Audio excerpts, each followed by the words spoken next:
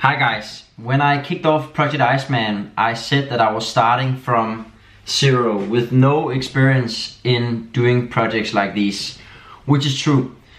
But I also said that I wanted to show you everything and taking you along the entire journey, showing you all the challenges along the way. And I haven't done that until now. There's a lot of things that has happened behind the scenes.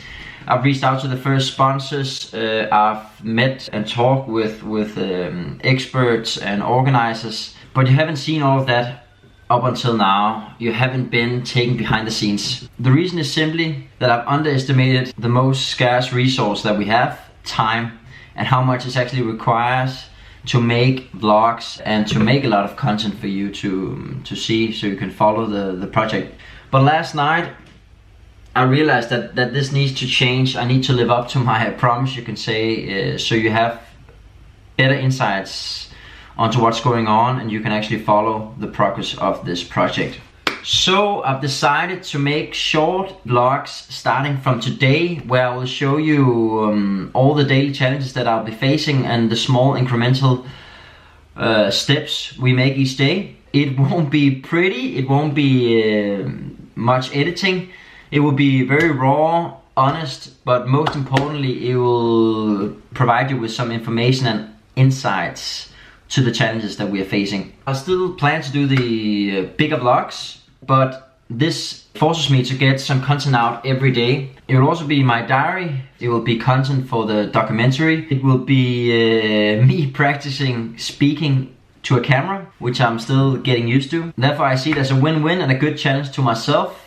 You get to see more of what's going on and I get to practice. So right now, with the Polar Circle Marathon coming up in 2.5 weeks, the focus is obviously very much on that right now, and there are 3 main things, challenges that we've been facing. First off, a practical thing. So Peter and Jan are coming with me to Greenland. You can see more about a little more about Peter and Jan on the webpage. They will help me document the journey and the marathon. But because it's taking place on Greenland, on the ice cap and in the nature, and the marathon is point to point, so I'm not running in loops. It's obviously difficult for them to follow me. So a challenge was to find out how are they actually going to follow me on the day. You know, whether it should be on an ATV, a snowmobile, or whatever. So what I did was I reached out to the organizers, Albatross Adventure, to hear if they could help us out. We met with them on Friday.